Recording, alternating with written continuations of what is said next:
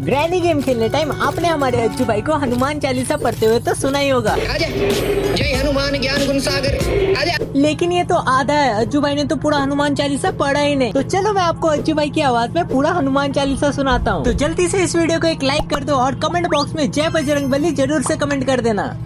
जय हनुमान ज्ञान गुण सागर, जय कपी सति लोक उजागर, रामदूत अतुलित बल धामा, अंजनी पुत्र पवन सुत नामा, महावीर विक्रम बजरंगी, कुमति निवार समति के संगी, कंचन बरन विराज सुवेशा, कानन कुंडल कुंचित केसा, वस्त्र ध्वजा विराजे, कांधे मोदित नयन सांगे, शंकर सुवन केसरी नंदन तेज। पूरा सुनने के लिए फुल वीडियो कमेंट कर दो, मैं जल्दी अपलोड कर दूंगा।